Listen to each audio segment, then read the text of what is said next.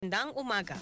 This time check is brought to you by Everest Appliances. Health, wellness, energy saving. Everbest from Everest. Available in major appliance stores nationwide. Cellphone Plus Gold. Kung nga pala si May, nabuhan ako ng bukol sa aking suso. Nasubukan ko ang Santon Plus Gold, 2 kapsula, 3 times a day sa loob ng 3 buwan. Lumiit ang bukol sa suso ko. Cellphone Plus Gold. Mas pinalakas, pinagaling, pinahusay. Cellphone Plus Gold. Dahil sa sapat na kapital at makabagong makinarya, mas produktibo na ang bukirin ko. Nakapagpundar na rin ako ng bahay, nakapagpag-graduate pa ako ng doktor at engineer. Gaya ni Ginoong Jodani Cara, 2024 Land Bank Ulirang Magsasaka Awardee. Kaya mo ring pagyamanin ang iyong agribusiness sa tulong ng Land Bank AgriSenso Plus. Ang Land Bank AgriSenso Plus ay programang pautang ng Land Bank para sa mga magsasaka, mangingisda, SMEs at korporasyong nakapokus sa agrikultura. Land Bank AgriSenso Plus, kaagapay sa pag-asenso. For more details, visit the Land Bank Lending Center near you or call 02-8405-700. Your future, powered by Land Bank.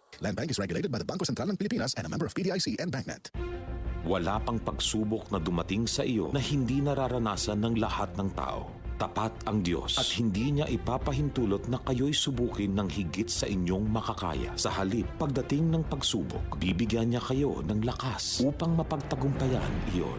Unang liham sa mga taga-Korinto, Kabanata 10, Talata 13. Ang mabuting balita ay hatid sa inyo ng MX3.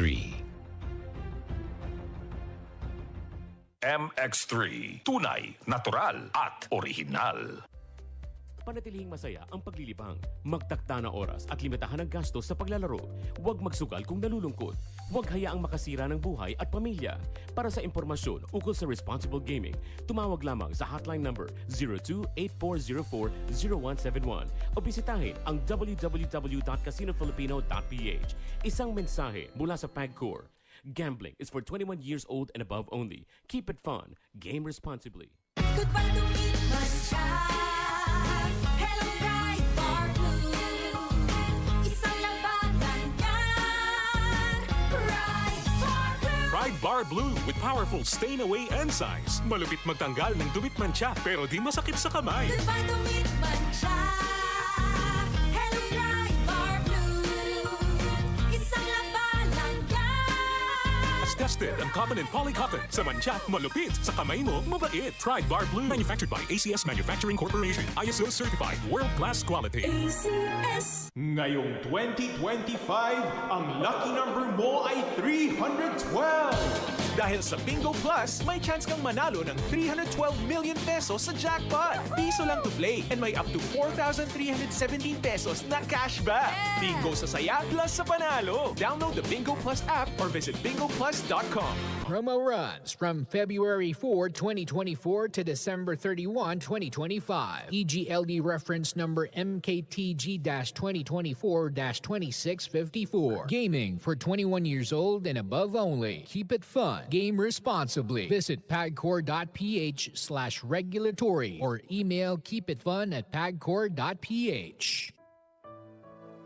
Pagbasa sa Aklat ng Kawikaan, Kabanata 12, talata 1 hanggang 28, ang taong may unawa ay tumatanggap ng payo, ngunit ayaw mapaalalahanan ang matigas ang ulo. Si Yahweh ay nalulugod sa taong matuwid, ngunit sa masasama siya ay nagagalit. Ang makasalanan ay hindi mapapanatag, ngunit ang matuwid ay hindi matitinag. Ang mabuting babae ay karangalan ng asawa, ngunit kanser sa buto ang masamang asawa. Ang taong matuwid ay mabuting makiharap, ngunit ang masama ay bihira lang magtapat. Pumapatay ng lihim ang mga pangungusap ng masama, ngunit ang salita ng matuwid ay nagliligtas sa kapwa. Ang masama ay lubusang mapaparam at di na magbabalik, ngunit ang sambahayan ng matuwid mananatiling nakatindig. Ang taong matalino ay magkakamit ng karangalan, ngunit ang aanihin ng masama ay pagkutsa lang. Ang maralitang nagsisikap ay mabuting di hamak kaysa nagkukunwang mayaman, ngunit sa gutom nakasadlak. Kahit sa kanyang mga hayop ang matuwid ay mabait, ngunit ang masama kahit kanino ay sadyang mabagsik. Ang taong masipag ay sagana sa lahat, ngunit ang isang hangal sa yaman ay salat. Ang nais ng masama ay puro kasamaan, ngunit ang tuntungan ng matuwid ay hindi magmamaliw. Ang masama ay nahuhuli sa salita ng kanyang bibig, ngunit ang matuwid ay malayo sa ligalig. Ang kakamti ng tao ay batay sa gawa o salita, bawat isa ay tatanggap ng karampatang gantimpala. Ang akala ng mangmang ay siya lamang ang tama, ngunit handang tumanggap ng payo ang taong may unawa.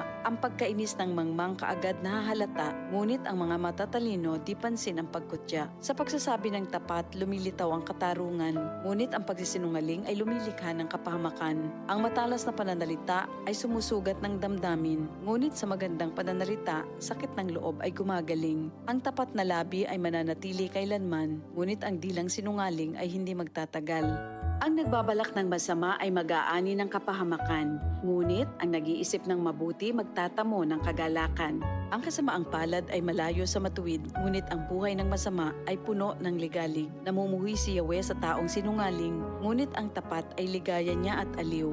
Di agad sinasabi ang alam ng matalino, ngunit kahangalan ay inihahayag ng mangmang na tao. Balang araw, ang masikap, ang mamamahala, ngunit ang tamad ay mananatiling alila. Nagpapahina sa loob ng isang tao ang kabalisahan, ngunit ang magandang balita ay may dulot na kasiglahan. Ang payo ng kaibigang matuwid ay isang gabay, ngunit ang daan ng masama ay tungo sa pagkaligaw. Hindi makakamit ng tamad ang kanyang hinahangad, ngunit ang masikap ay laging may magandang hinaharap. Ang matuwid na landas ay patungo sa buhay, ngunit ang maling daan ay hahantong sa kamatayan. Ito ang salita ng Diyos. DCXL News, ang himpilan ng RMN.